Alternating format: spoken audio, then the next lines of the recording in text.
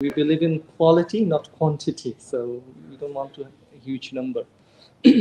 I would like to also thank my colleague in the executive committee, Mr. Akhlaq and Mr. Iftikhar, who are working closely.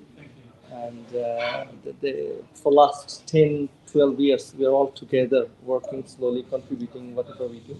We organize quarterly seminar, and then we do one annual conference types of things. Invite people from South Asian countries. So we have number of people, stakeholders, and any sort of things we do, we summarize it and we send it to ACO and the South Asian embassies. We just email them that we have done this seminar or this is our outcome, this is what we felt. Now they take it or not, we don't worry about that, and that's not our kind of concern. We believe that disseminating information and what we have found is important. So some occasions we do receive email from Nepal and other countries. Big countries like India, Pakistan, Bangladesh, we rarely receive responses. I don't know why.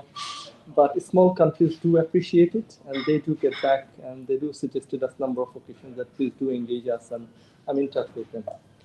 So if we move on to the second slide, I've given you a survey. So based on those basic few questions, you can have a look at what is happening in there. Yeah, first slide. Move on, please. So this is the 17 goals of sustainable development. I mean, we are all aware of these 17 goals. So SDG goals, if you are not aware of, have a look at. There are a number of things we need to fulfill on sustainable development goals and agenda. And based on that, we have looked at where is Bangladesh. Akhlaq, if you move on to so what we have found is still increase the paces. Increase the paces. Can you? Just vote. Yes, a little bit. Thank you, Akhlaq. So gender gap ranking, which is really shame for us because we've been from 90s. We have the female prime ministers, oppositions and ruling party, and then still, if you look at the gender gap, it will take 149 or 50 years to reduce this gender gap in Bangladesh. So either you look at on a holistic point of view, it's really so. I don't know where are or what sort of things we are struggling with. There are many burning issues, but then we are still on the basic level. We do not have the democracy. Quality of life ranking, if you look at that 100 out of 194 in out of 197. So that is again a question mark. Where are we? Where is our leaders? What are they thinking? Education quality ranking, it's 112 out of 133. Country score is 36. And education is really a big concern because the backbone of economy, backbone of development, backbone of democracy, everything is root is education. When we do not have a transparent or structured systematic education system, it raises concerns in a number of areas. Quality of health service, these are basic things. I mean, safety, security, health. I mean, fairly and frankly speaking, I want to have my retirement in Bangladesh, and I'm sure there are many people. But when I see the health sector is day by day, I mean, I cannot convince my wife, my children. I mean, they are happy. I live in with family. We groom, we talk. They love my country, and I love. But at the same time, I'm struggling to motivate my wife and daughters, and that they're saying that look, if my daughter has a health issue regarding the food allergy, and that look, you go, mommy goes, I can't go. Can Bangladesh secure my food allergy and all of these things? And it's a question mark. If you move on, please next slide. Corruption, which is again a big issue. It's for last 20 years we are not improving at all, and it is actually in reality year by year it is going worse, both in public and private sector. So 147 in 180, and this is again saying that 72% people think government corruption is a big problem, and approximately 25% of the public service user paid bribe. So bribe, corruptions, if we all have this in system, how are we going to proceed? And pollution of the city and other things. I mean, these are the facts I am trying to show because there is a rumor and there is a kind of trend in Bangladesh. It is true, Bangladesh has improved in certain level of economic development, growth-wise. But on a separate note, we need to look at number of other areas, the borrowing rate and others, and these factors. So how are we going to reach on that level? I mean, is that not we were better 20 years ago when we did not have so much economic development, but we have a better community, we have a better society, the pollution was less. So if this is the situations that air quality index 163, can you imagine? I mean, if it is the case, we are living in UK and you are living in USA or any other European, Australian country we are talking about. If this is the case, what do you think? The government will not be in there. Impossible. If that is the case in any modern city or any developed country, the government will, by themselves, will say, sorry, we apologize, we could not do it. Please, someone come and save us. That would be the situation if that is the air quality. Next, please. Safety ranking, country ranking is 123 out of 143. Again, the crime, I mean, I don't want to say, but I have to say, in one occasion, I think 2 journalists were killed. And we all know, those of we are in Bangladesh, from Bangladesh and in South Asian politics, Sagar Rooney. And at that time, the ruling government prime minister specifically noted that I cannot guarantee the safety of a bedroom. That is not an acceptable statement by a prime minister. So, and how is it possible? So that is where we are. And then I think, hang on a second, why the corruption, sorry, the safety is not there? Because when the head of a country is saying that, then those who are doing these unsafe activities, it is kind of motivating them. Peace ranking, another one, 88 among 163 countries. I mean, that is something we all believe and we felt that Bangladesh, whatever is the economic situations, I'm talking about previously, 20, 30 years ago, at least we have peace. But right now, it's raining. But right now, our situation is we do not have the peace in country. So what do we do? How do we do? Democracy ranking, country ranking 73. Workplace discrimination ranking, another big challenge for us. Workplace discriminations, you know. If there is a discrimination in workplace, it is worried.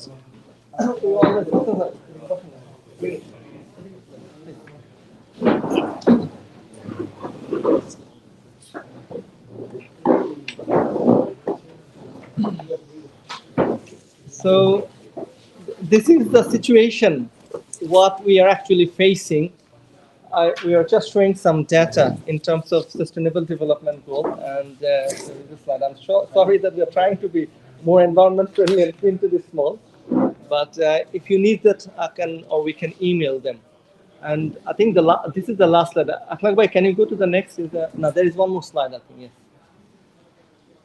yes. Now, finally, the external debt situations of Bangladesh.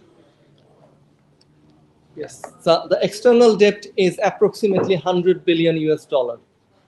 That is just the debt. On a separate note, there is also so many loopholes internally that the country's monies are actually owned by the industrialists. When I say industrialists, perhaps you can count them by hands. And one of them is also an advisor of the ruling government who is owning, I don't know, the percentages of the country. But we have some journalists and experts. They should have actually do their homework to give us more specific data. But what I'm simply trying to show, or we are trying to show, the excessive external debt equals almost the amount of 12 national budget of Bangladesh. That is where we are now. And then there is a huge cry for a fair, transparent, and a democratic election. That is, we are all crying for. And there is very less hope, or if I say there is no hope, I shouldn't be wrong. Because the ruling government have clearly indicated or stated that 7th of January is the national election. We don't know how they will be achieving it with the participations of all major parties, while the common major parties are not encouraged, or there is no fair, if we say the playing field, so that the opposition key parties will be going and participating in the election. But that would be very unfortunate for us. I have clearly showed you the challenges we are facing.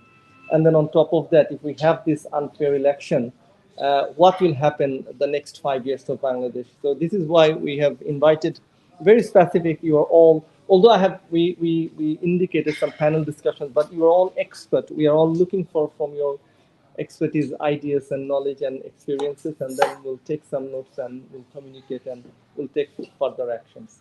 So thank you very much, everyone. So if you open the starting page, please. So the next is we have the guest coming from USA, which is Mushfiqul Fazal Ansari, who is an executive editor at South Asia Perspective, and also UN correspondent for Just News Bangladesh. And he is working so hard and for a long time and raising that we couldn't raise from USA. His contribution, we really appreciate that, and thank you very much for coming USA to London. To your time, please. Thank you. Yeah, thank you, Alia, and thank you for doing this. And it's a very, I should say, timely discussion. What you are arranging today, a seminar on governance, diplomacy, democracy, all are big, words. And as a layman, it is difficult to describe and to talk on this subject. I'm neither an academician nor an expert on that, but I'm I'm a reporter. I'm reporting, and reporter, whatever is happening, I can report. That the only thing I can do, and this is the thing I'm doing. So this is very important topic, I should say, governance, diplomacy, democracy, and it's very related. And the presentation was is very resourceful, and the presentation just we observed here. So one thing is, as you mentioned, I can start from the press freedom. According to Reporters Without Borders, Bangladesh position is 163 out of 180 countries. And even it's the worst, even South Asia and 6 steps behind Afghanistan, Bartholomew, Afghanistan. So we are representing this country, or we are from the country where is suppression and oppression is very much exist in our society, in our country, in our community, in the governance system as well. So, and Bangladesh is passing right now very difficult time and very crucial time, and the country is in a crossroad in terms of all you describe in terms of governance, diplomacy, and democracy. So, governance system is the countries. We cannot find any example where the good governance exists, or the country or any department or any organization is going smooth as we desire or as we want to see. Like good governance is very much, and we can give thousands or hundreds data wherever the good governance are lacking. Even all the institution right now it's destroyed by the regime. So where if you cannot find any organized or any structural or any disciplined manner, any organization, because everything destroyed by the regime. When everything destroyed, so you can, and wherever the sensible people are not there, sensible those who are running the governance or those who are running the country, they are not the sensible, and they don't care about the society, about the democracy. So you will find this, it's the same thing. And we know the situation from the history. We can give many instances how the autocrat or authoritarian regime is running their show or running the country. Because the only thing is, I have to keep the power by any means. This is the only thing. So we cannot ignore, we cannot accept the people bias. You see, Bangladesh, the way the country is moving, everybody we know what's going on. Even those who are working for the government, they knew it very well, how the government is running. But the person is, one person is a problematic person for Bangladesh. I'm directly talking about Bangladesh, though you mentioned the South Asia and all over this, all the surrounding countries. But I want to focus on Bangladesh because it's a selection process ahead of us. I should not say election. So, and it is already is manipulated and is, portrayed by the all international media and the international community. So, and United States is trying to help Bangladeshi people to back to democracy, and that's why they invested a lot of resources. They put a lot of leverage on that, so that the Bangladesh can get back to the democratic system. Everybody knows Bangladesh is a democratic, moderate Muslim country. Now, the Bangladesh is famous now. Nowadays, it's an authoritarian country, and some people are say the hybrid regime. So, in this scenario, United States, whatever my understanding and what I have heard and what I am trying to say in the United States or the State Department, that they are contributing a lot to stand for Bangladesh, because they are categorically they are saying we are not supporting any particular political party, but we want to see a democratic Bangladesh so that people can elect their leader and leadership. We observed 2014 election, we observed 2018 election, and both the election rubbed out. So now the time to address, and US was reluctant at that time, and at that time US was also emerging in another authoritarian led by President Trump. Now the United States itself now in a back to normal, and President Biden, when he presented his foreign policy, and the key elements of his foreign policy is democracy and human rights, and they are maintaining relationship with this key component. We can discuss about the Israel and Palestine, lots of issues, but when and that from that, US started to stand for Bangladesh democracy, uphold the human rights, and rule of law. But we have some frustration about the stand of the UK and other European allies, because when US has taken action against the Rapid Action Battalion, RAV, and the top 5 officials and the law enforcement agency, it's my opinion. I'm not representing US government officials or anybody as a private citizen. What I should say, I thought, and many people thought that it could be a coordinated efforts. It can be a coordinated sanction, as we have seen many countries when the sanction implemented. But we did not see anything from the UK and other the European countries. They are telling, we want to see Bangladesh as democratic Bangladesh. We want to see an inclusive, free, fair election. But we did not see any meaningful effort from the from the UK government or the European allies and partners. But and this is one of the frustration is taking. After the US, I think UK is the 4th largest development country. They are contributing our economy in a large scale. And obviously the other allies like Japan and all other countries. Japan is the number 1 developing partner of Bangladesh. So it did not happen. So because we have to raise our voice, and the Bangladesh, the democracy is not any party agenda of any particular political party.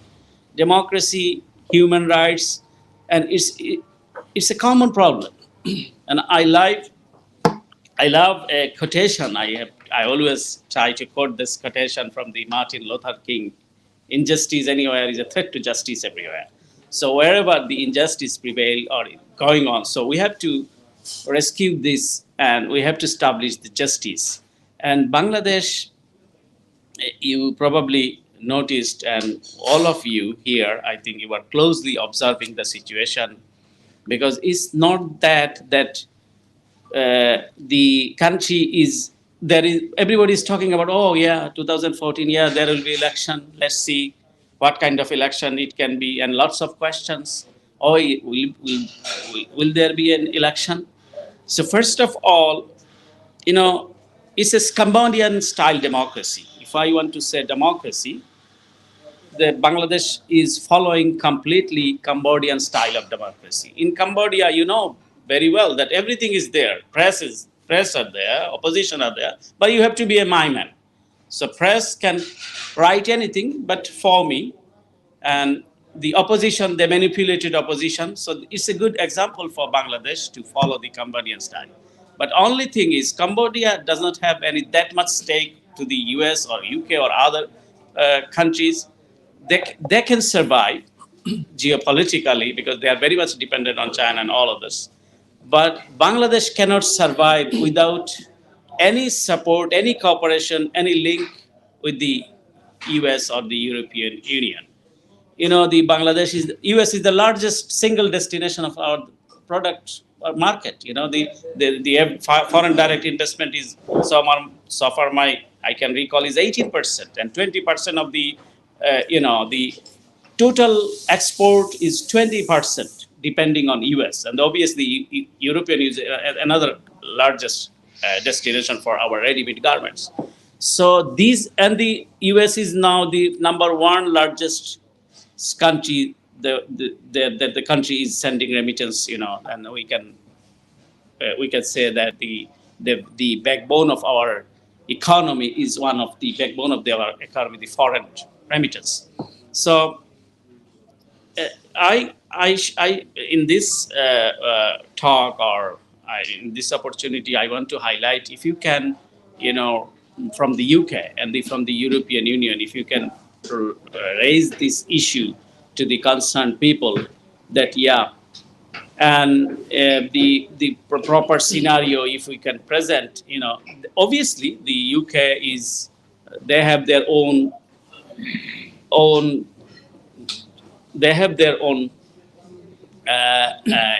research based information and all this, but we can contribute as much as we can. And as you said, the regional strategy, if I can say, India is the leader of the Indo-Pacific strategy. Already US mentioned that the regional strategical leader is India, but India has failed in this leadership. So US is taking that note that combating China, India, the Indian leadership has already failed. That's why US is directly engaged with the Bangladesh and the democracy, human rights, with the government, political parties, civil society. Because 10 years back, I can say that 10 years back the scenario was different. India was watching Bangladesh through other eyes, but now US is watching Bangladesh on their own eyes. So this is one of the significant development, and they are trying to solve the issues with a political solution. But Prime Minister Sheikh Hasina, the unelected, or you can say the autocratic Prime Minister, the way she mentioned opposition party in the parliament, outside the parliament, why we will sit with them. So she compared with the animals, and many times after that, this significant piece is, after this, Assistant Secretary Liu wrote letter to the Prime Minister, to the three parties, BNP, Awami League, and the Jatiya Party, that you have to sit. And the letter, when the ambassadors reaching out to the party secretary, ruling party secretary general, for the dialogue, that day they are declaring the election schedule. So this is very significant. It means they are not caring, they are not listening, and they don't bother to listen the international community. So obviously, US is taking that note, and many in coming days we will see what's going on. But one thing I should say, that these effort, the US effort, they will not just, wash their hand and come back. Not that, because they already invested their resources and to mobilize their resources, their leverage. So we can, the visibility will come up soon. And this type of election, already international community, not only BNP, major political party, international community rejected this kind of election. And this is obviously it's just a one party, and one party role will be more stronger in Bangladesh if anybody can, from the international community can accept this kind of election manner or election possibility. Though obviously we don't know what will happen the near days, near future, but I can say the US position is very clear. They want to see free, fair, credible election, and that's why they are saying that we want to see Bangladeshi people will elect their leader. So if there is a leader, they don't need to say this. So and I don't have much information about, or I did not go through but whatever I have seen is a very timely discussion, and we have to address these issues, in all level as best as we can. We have to serve our country. We are from Bangladesh, obviously, and if democracy prevail is good not only for the Bangladesh whole region and whole international community. So I hope we will come back. We hope that Bangladeshi people will be able to decide, and Bangladeshi people will get their voting rights, and democracy will prevail. Thank you very much for doing this. Thank you very much. And obviously, one of your questions I have asked already in the panel to Christopher. In his turn, he will explain later on during the panel discussion. But on a separate note, I mean, it's very interesting. And you mentioned that injustice in one place is a threat for justice in everywhere. And that is absolutely true. That is what we are worried about. But another geopolitical common dialogue that we know, the enemy of my enemy is my friend. That's where the geopolitics is now playing. So what we, from a CSDS and other professionals, I had a discussion a number of occasions. Our worry is, what if the ruling government can negotiate a deal with USA? Because there is other, we have to look at a different angle. Before the panel discussion, I just want to give some spice so that the panel discussion can raise it.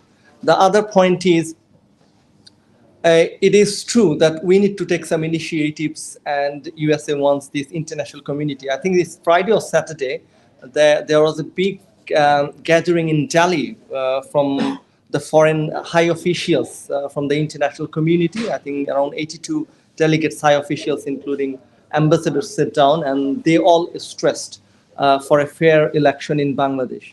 So international community is stressing, but point is, the local people, and also what level of stress the opposition party, or let's say put it in this way, what level of force, or I think instead of force, maybe we should say what sort of strategic planning and steps the opposition parties should take where and while the international community is not happy, the majority people in the country are not happy, but there is no result. So is that not goes back to the opposition parties, that we as the ordinary people, civil societies, think tank societies, we can expect that the opposition parties should have some sort of a strategic planning, more allies with us or other people. I mean, if we want to talk to international community in here, again, it could have been better while the opposition parties took some sort of lead or utilize us in a right channel. So I would like to open the panel discussions, and I would like to start with Dr. Hassanat Hussain, MBE. Each panel members will get 7 minutes, and then according to that, we will move on. Dr. Hassanat Hussain, then Barrister Afzal Zami, then we'll move on to Talha Ahmed. Can I just interrupt you? Please. And do some correction in the order of movement. Okay. So Dr. Hassanat is a very experienced senior member of our community, and his speech should actually be summarizing all that we say in the seminar today. Happy with that? If Dr. Hassanat is okay with that? In the Okay, first place. that's fine. Then we move on to... And you provided some data this is a seminar. There should be a seminar paper on governance, diplomacy, democracy, current and future scenario planning for a sustainable Bangladesh. And we haven't heard the data being related to this scenario, the problem of policy planning.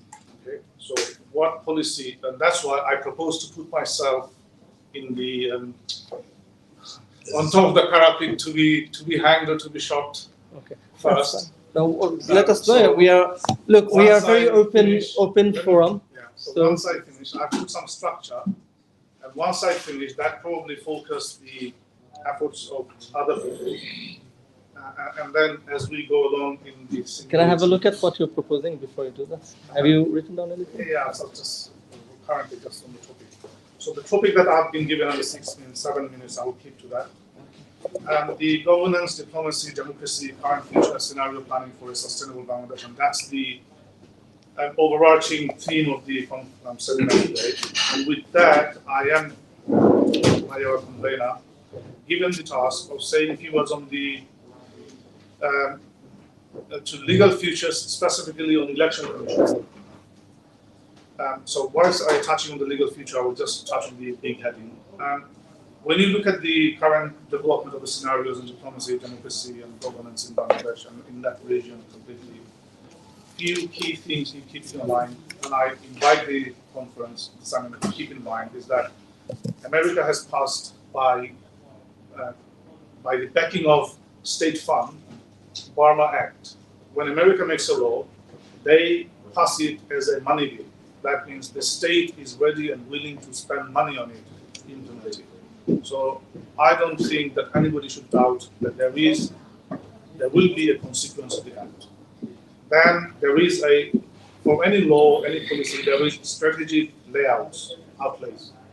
And the first form that takes is in the Indo-Pacific basin. And you can see, because, which our convener has rightly pointed out, and Mr. Ansari has also said, India has failed in the test what America was hoping. Australia is taking a lead on that increasingly, and they're coming out increasingly and having more aggressive comments on the policy in the region. And only about 4 weeks ago, the Senate has made a direct comment on the conduct of politics and parties in Bangladesh. And so I think any policy engagement looking at Bangladesh should also consider to engage Australia very actively. There is this issue, Mr. Ansari said, about UK not being engaged meaningfully in order to coordinate the international community response, which was led by the United States. Of course, they are lacking, and I don't think there is an organized, orchestrated engagement with the UK establishment in order to have that followed up. I personally wrote to the Parliament Secretary, to few MPs, and from the Foreign Secretary, I received a reply that Britain follows its own independent policy. They will not follow on America's policy. I made that letter because last month I detected, under the Home Secretary's leadership in his office, he came with a team from the NTMC to train on a software that aggressively collects data, information, communication signals from mobile phones. This week training Britain provided about 4 weeks ago. Recently. So with that in mind, then I move on to the subject that I was asked to move on. Judiciary. With that judiciary, I will just break it into two parts: the senior and the lower judiciary, and then I'll move on to the election commission. Please. Are you asking me specifically? Please. Without much ado, judiciary is not independent. It's not independent at all. The upper echelon of the judiciary is completely politically recruited. In any politically elected government, political views of the judges that we recruit for the Supreme Court, Senior Court, is a matter of concern. So I will not blame any particular political government for that. What we blame, though, the extent to which the current regime has taken this practice of taking into consideration the political views of the recruit they promote to the Supreme Court or the High Court. I'll come to the Supreme Court and the High Court conclusion in a minute. They make sure that it's a party hooligan, not a lawyer, not a barrister, not a man of integrity who goes to the High Court. Simply a party hooligan gets recruited as a High Court judge. All of that The current Chief Justice is a Knight College graduate, and that's the level of our judiciary. Now, I often ask people who disagree with me, because people often associate me with the opposition party I support, and they often challenge me. Then I ask them to do an exercise. I don't ask them the purpose of it, but I ask them, put, according to your lifetime experience, put the name of 5 judges that you think were the best judges in the Bangladesh judiciary. So they put 5 names, and then I ask them, now go back and find out who promoted these people or appointed these people to the High Court. And then they get the shock, because now they see that most of these top names they put are recruited between the late 70s and early 80s, both according to their version a military government. So what we see is none of the 5 top judges in Bangladesh, agreed by both parties across the divide, come from a time when political parties were in power. So that's one thing. Now, the constitutional institutions, political government hasn't taken those very seriously. As I say, they consider the judiciary accessible to appoint their party thugs. No one comes anywhere closer to cherry picking, as I said, like the Army League, because they all we remember that in the declared government of Bakshal, every High Court judge, senior judiciary members, had to be a member of the Bakshal. And that is unofficially which is being implemented now, had to be a member of Army League. And not just him, they also consider his parentage, if the father and grandfathers are also in the similar line, aligned with Army League. I quote from the report of the Home Office fact-finding mission from Bangladesh, conducted between 14 to 26 May 2017, published September 2017. And I quote a very pro-Awali League person, Professor Dr. Nazmul Ahsan Kalimullah, Pro-VC Vice Chancellor of the Bangladesh University Professional Director of Changi Hall. He gave his interview on 18 May 2017. And this is the interview he gave when he was asked the question to comment on the corruption in judiciary, in the higher judiciary in Bangladesh. He goes, my father-in-law's ancestral home is near Dhaka. There was dispute over land which went to a civil court case. My father-in-law's family won the case, but it then went to the High Court because other side appealed. Judge hearing the case then approached my family asking for money in exchange for a favorable verdict. That's a High Court judge. My wife, who is a lawyer, was furious at this time, raised the issue with the Attorney General, whom she knows. The Attorney General agreed to look into the situation, but he wanted half the judge's bribe to sort it out. That is the UK government's fact-finding mission to Bangladesh in May 2017, reported by none other than a man called Nazmul Ahsan Kalimullah, who we all know. Now, this is the upper judiciary. Lower judiciary is directly under the administrative control of the executive. There's no point of talking about them at all. Only country in the world, and now I come to the word that I mentioned, Supreme Court, we do not have a Supreme Court. What we have is the High Court, and we have an appellate court. These are both called divisions, and both the divisions joined up are called Supreme Court. So we do not have a court of record as such, because our High Court is a part of the Supreme Court. Court of record is the primary court that has the primary jurisdiction, all genuine jurisdiction there exercised. From them, it devolves downwards, it evolves upwards in the form of appeal. We don't have a High Court in that sense. We don't have a Court of Appeal in that sense. We don't have a Supreme Court. In the entire world, we are the only country where the High Court division and the Supreme Court appellate division constitutes Supreme Court.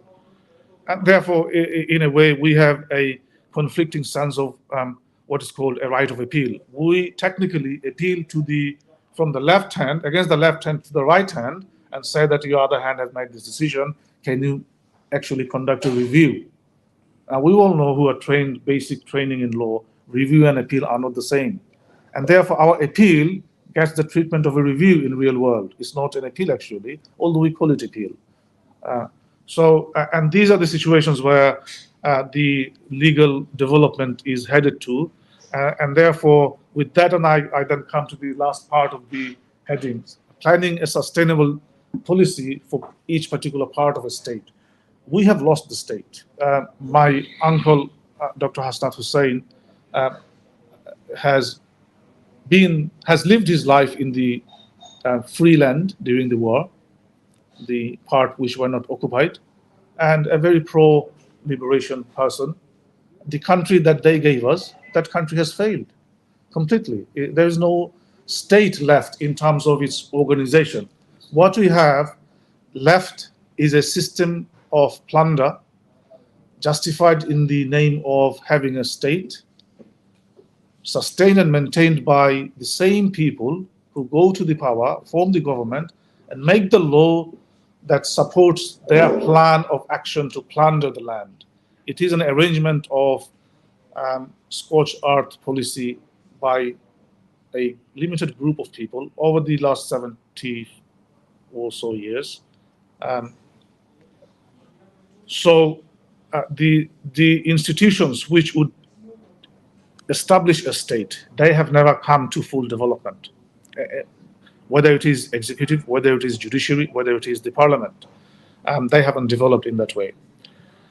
Why they haven't developed? Because we do not feel angry enough. I am writing a book for which I have taken the advance from a very famous publishing house, and I'm behind my schedule. It's called A Political History of Food. And in that writing, whilst doing my research, I came to that understanding that every time any country that went out and won a invasion, a nationalist war against another people, there was a difference between food habit. The country that has always, the people that have always won the war, always established empires, they are more meat eaters. Their diet is more meat than vegetable. People who have always lost the war, their diet is more vegetable than meat. And that's why 2,200 years ago, Alexander, with a band of his 25,000 Macedonians, have conquered the whole known world. Our part of the world, Bangladesh, is the most vegetarian country in the world. Most vegetarian country in the world. Most people, 70% of the people, have meat only 1 or 2 days during the Eid of Qurbani. And it's our recorded history that even in the big famines, during the East India Company rule, we have 11 to 12 big major famines than we had during the Second World War, when there was a buffer had to be created between Burma and India, and the Bangladesh was marked as the buffer area to create an artificial food shortage, so that in case it falls to the Japanese, they don't feel for 500 miles they wouldn't have any food, they had to retract to Burma. So to create that buffer, all food supplies were withdrawn from Bangladesh. We had crisis. Then we had crisis in 72 to 75. Not a single instance there was a plundering of a food storage depot. Nobody attacked food storage farms. We simply walked into the cities and our forefathers died in their hundreds. So I don't think there will be policy or revolution. I think I've crossed my 7 minutes. So that's why we need to engage the international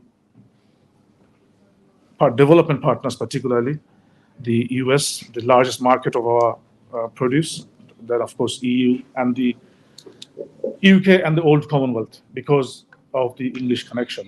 We directly engage with them when we understand what they say. So that is, with that I finished my part. Thank you very much, Barrister Zamif, for your thoughtful sharing ideas, and also as well a few references you have mentioned and some strategic suggestions.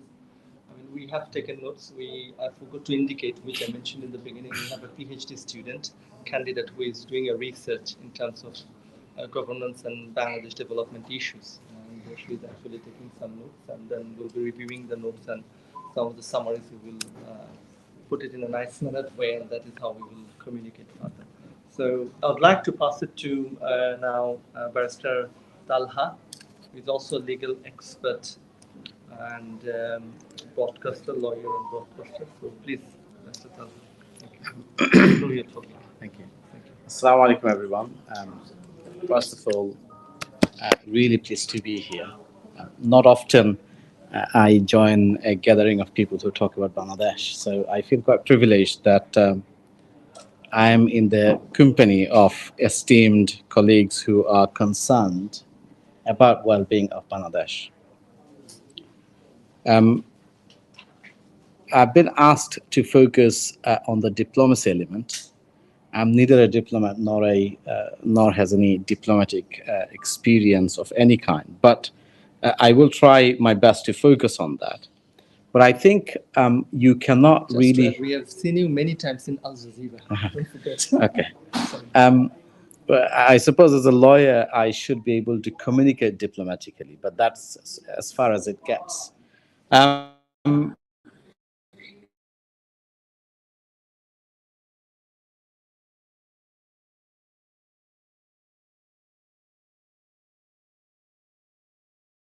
Bangladesh, I quite like of a state to justify a system of plunder. I think it's a really important analogy. And if that's how we think of Bangladesh, then we have to think we cannot think about any aspect in isolation. My greatest frustration is that when I look at Bangladesh and I look at the discourse or the debates and discussions and the people who lead those discussions and debates, I feel quite frustrated at the level of intellectual depth that I see. I have no problem with people taking a different ideological position to me or a different political position to me. What I do struggle with is how do you discuss and debate with people who does not have a common standard that they adhere to? And I think that's the biggest challenge you have in Bangladesh. So if you are going to challenge that system, you have to do two things in parallel. In one hand, you have to find a way to navigate into their head so that you can debunk their ideas. But at the same time, you have to create opportunity for hope.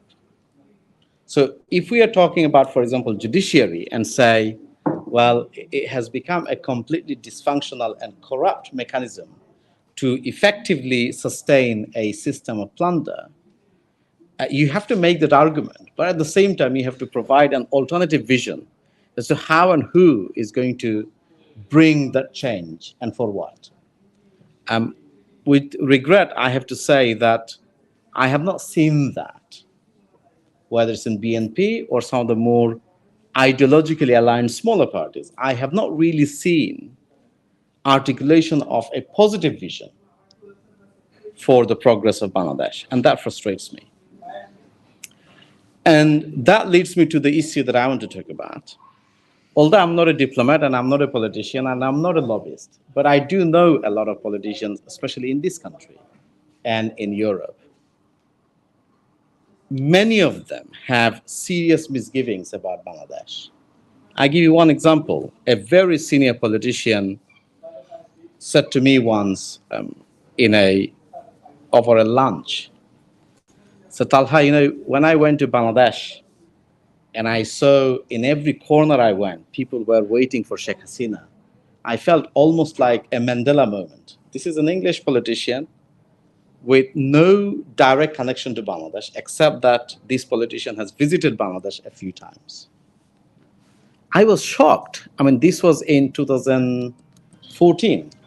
I was shocked because I could not understand for the life of me why a serious politician with a formidable career, a Labour Party politician, I should say, with a formidable career in legal profession, could think in that way.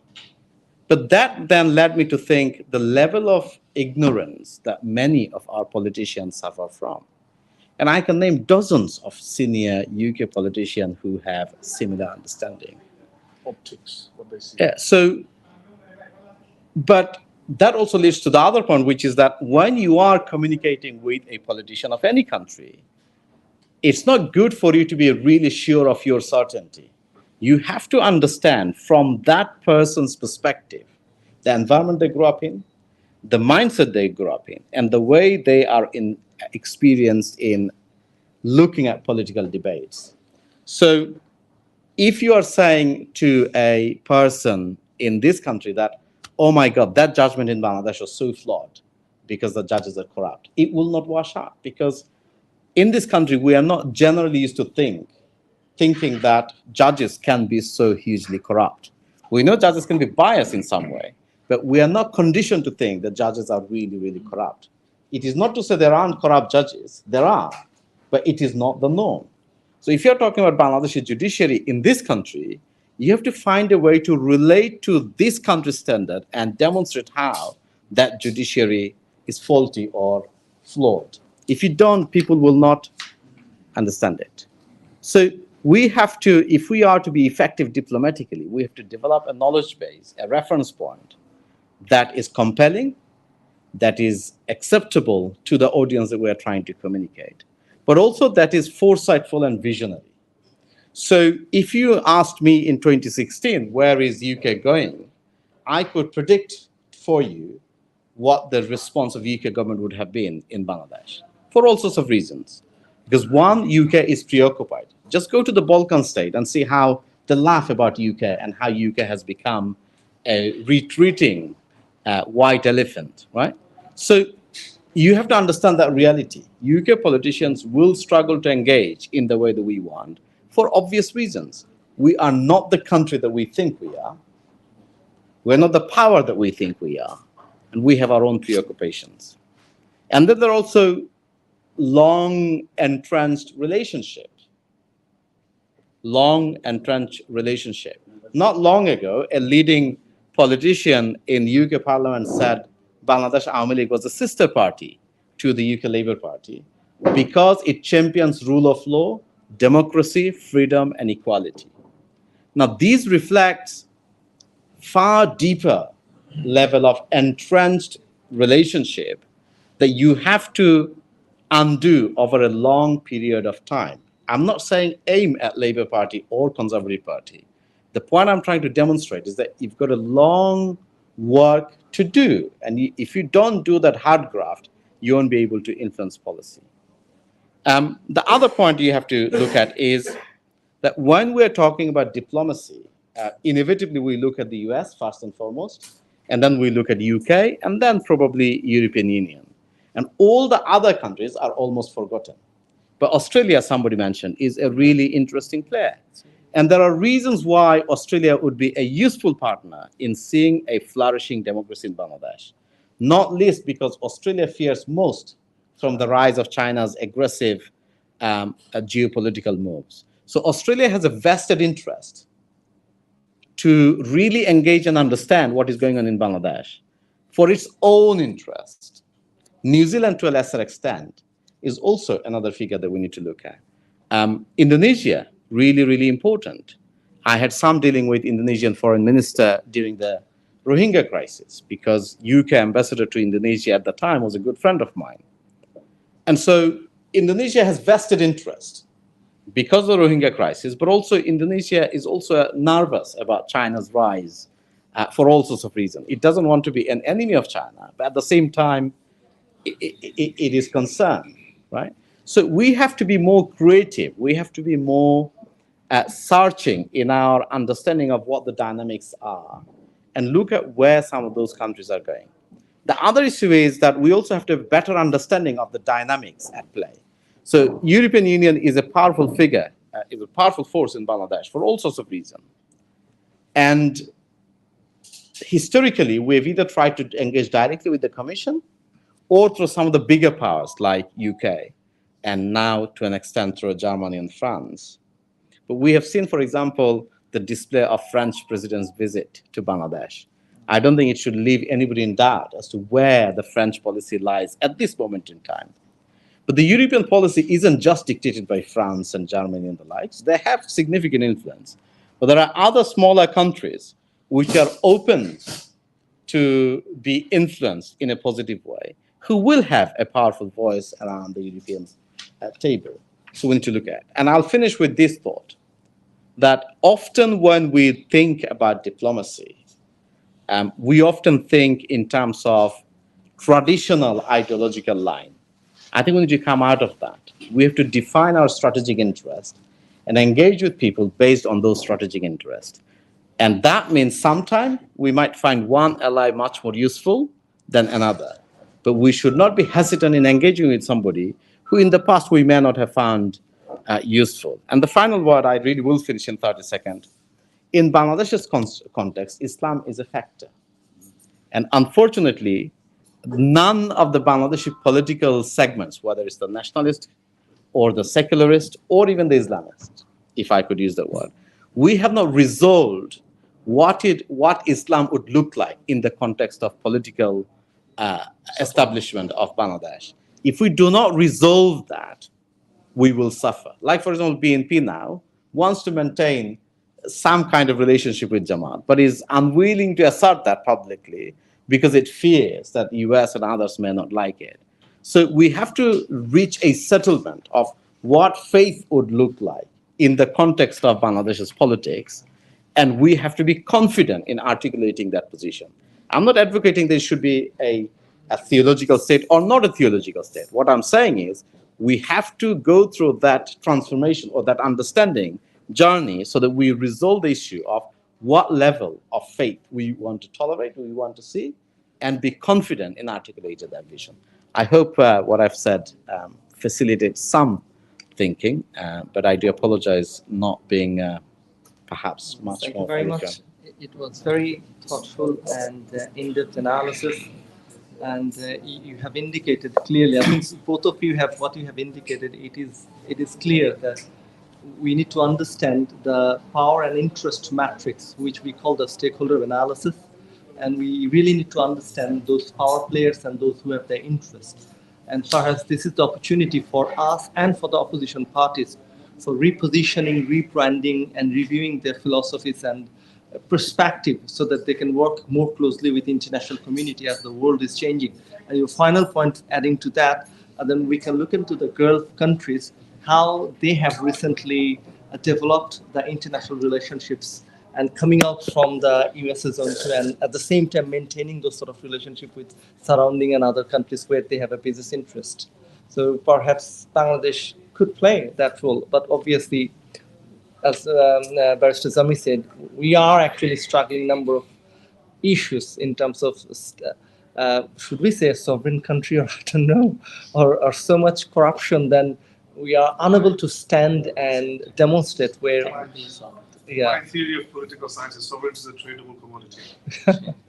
So it is. So anyhow, so I'll move on to our third speaker, which is, I believe, who was the third speaker? Can you just, yeah. I think it was Mahmoud Bhai. Yes, it yeah, Mahmoud Bhai. It's you actually. Okay. Yeah. It's your turn. Thank you. Bismillahirrahmanirrahim. Assalamu alaikum. I'm asked to talk about democracy and human rights. What I will do is, first part, I will just make reference to United Nations definitions, just some of them.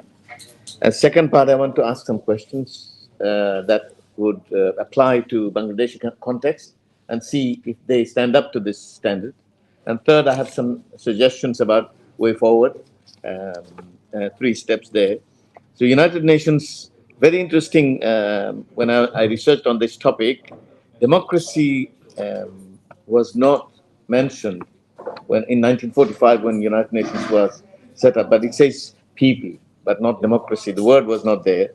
And then General Assembly and Human Rights Commission, later to become UN Human Rights Council in 2002, they agreed a set of indicators. I will just read a few of them. Respect for human rights and fundamental freedoms, freedom of association, freedom of expression, and it goes on to free, independent, and pluralistic media. That's towards the end. There are quite a few, there are 10 of them. Then there are human rights, Declaration of Universal Human Rights,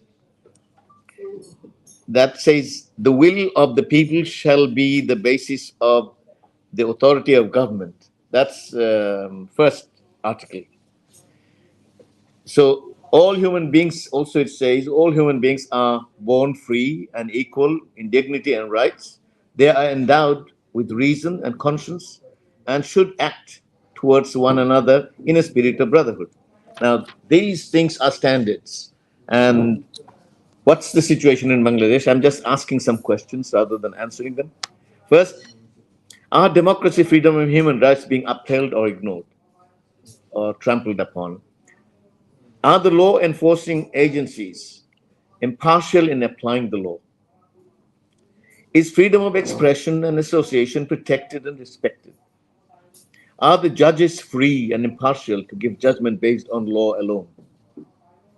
Are people free to give their votes in elections free from intimidation? Is there party democracy those who are promoting democracy, do they have democracy practice within the party? Is merit the basis of recruitment and promotion in the power structure? And what's the role of India, which surrounds Bangladesh? This is possibly the only country where you don't have any other country where you can take even shelter. So India is very dominant, and there is a fight it seems to me, between China and India in terms of control and influence in Bangladesh. And US is dependent on India to counter China, and therefore US, in my view, is not so much willing to intervene to promote democracy and human rights in Bangladesh, because they have an economic interest with India and a political interest against China.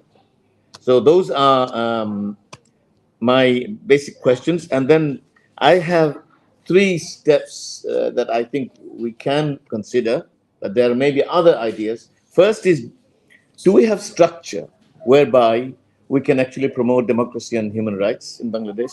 That means laws, that constitution, laws, separation of powers, rule of law, these kinds of things, and the separation of judiciary and legislature and executive. Then can we nurture internal and external forces so that we can build something better than now, so that we can reach a culture of politics and democracy and human rights where principles and values are important, where procedures are fair, where practices prove the culture is right. So those are basically I'm talking about structure, nurture, and culture.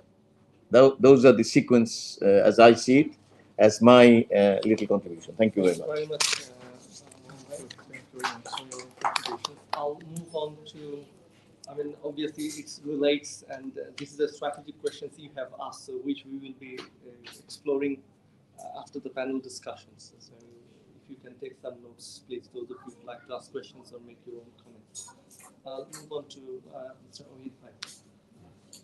Thank you. Yeah. This is the 3 things here, just like governance, diplomacy, and democracy. So, already 2 lawyers spoke about diplomacy, and I don't want to repeat on those. But obviously, governance and democracy is an integral part of any society, good society. And we just, as a politician, we need to understand, actually, many of you already mentioned that actually what we are, exactly what we want to achieve after the event. This also, I just like Dr. Talha said, I'm quite frustrated. I share my frustration with you today. Just like, as you mentioned, USA is coming forward with some sort of activity showing that they want to do something about Bangladesh. But we don't see this in UK or Europe. Why? It's BNP here. He put a lot of things. And I don't see any kind of movement from ourselves, and we can share that we as a politician, we could actually do something, and we are not able to do that. And this is where my frustration is. Because I mentioned about Australia. Australia is far away from us, but they are just coming up with some sort of strategy, and they are just showing their anger about the Bangladesh democracy and what is happening in Bangladesh. We have seen last 3 elections, obviously, and we know exactly what the current administration wants to do in next election. We can see that. We can foresee, everyone of us can foresee this.